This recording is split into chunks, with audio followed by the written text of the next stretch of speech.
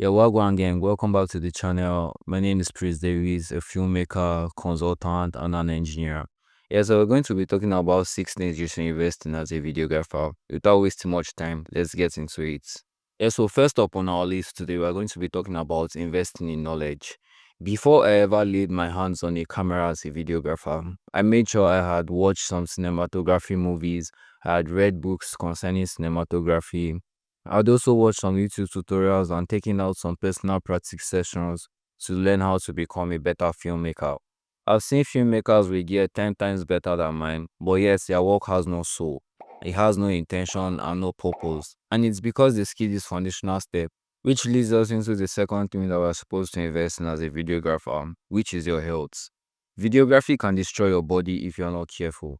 12-hour shoot days, long edits, no sleep, and carrying of heavy gear. These things break down our body without us even noticing it. That's why investing in your health as a videographer is very, very paramount to being proactive. Like the saying goes, health is wealth. The third thing on our list of things you're supposed to invest in as a videographer is investing in your looks. This is not talked about much, but how you present yourself as a videographer, it really matters. I'm not saying you need to get designer clothes or big labels. You just have to present yourself in a very, very neat way that people can be able to trust with their brand, with their company's image, and with their products. A clean haircut, well fitted clothes, and neat grooming. It makes you memorable, not loud, just clean. One thing that videographers really do not know is that clients judge silently. If you're always showing up to shoots looking shabby, looking disorganized, and looking unprepared, they would assume that your work would come out the same way. When you look like a professional, people treat you like it, which leads us to the fourth thing that we are supposed to invest in as a videographer, which is investing in your network. You can be the best filmmaker in your city, but if you're not networking, nobody will know you.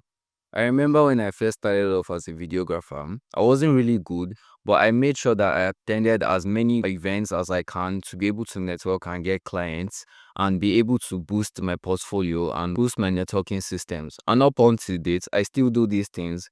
I try to send out DMs to as many brands as I can every day, and I try to collaborate with as many creators and videographers as I can in my city. Be the one to offer value first, build your networking systems, and you will see jobs rolling more than you can take. That's one connection you make today can be the client that changes your entire career. Relationships build careers faster than cameras have ever done and would ever do. Number five is investing in your systems and your workflow. You don't rise to the level of your talent, you fall to the level of your systems. I remember when I first started out as a videographer. At the time, I was using CapCut. I didn't have any hard drives. I didn't have any systems or workflows to put my editing process in check. So I had all my files and everything just scattered all around the place. I didn't have a specific editing workflow that could make my work faster and seamless. So investing in your systems and workflows is very, very important as a videographer. So the last thing for today, which I know you all have been waiting for, is investing in your gear. One of the things you hear the most as a creator or a videographer is gear doesn't matter, which is actually true. But then gear actually matters after you've built skill, consistency, and a seamless workflow.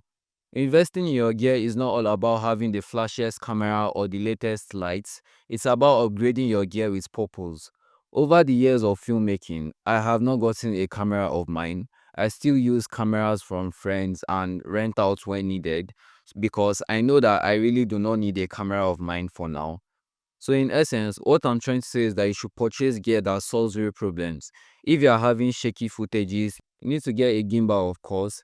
If your low light shots are noisy, you need to get a new lens or upgrade your lens. And if your audio feels cracky or noisy, you need to invest in your audio. But it's always not necessary to buy a mic because we have websites like Adobe Podcast where you can easily upload your clips to, and it helps you enhance your audio to a very, very crisp audio which people will not even really notice if you used Adobe Podcast or you used an actual microphone.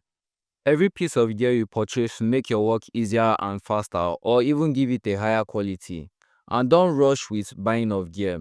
Start small and upgrade as time goes by when you know that you actually need these certain pieces of gear. And don't rush, start small. Upgrade one piece at a time, let your skill lead, and let your gear follow behind. because gear doesn't make you a great videographer. It only amplifies your workflow and multiplies your potential. So if you've made it this far, drop the word gear in the comments so that I know the real ones. And I'd really love if you'd like this video, subscribe to the channel, and turn on your notification bell so that you know when next I post to the channel. Thank you for watching. See you next time. Peace out, fam.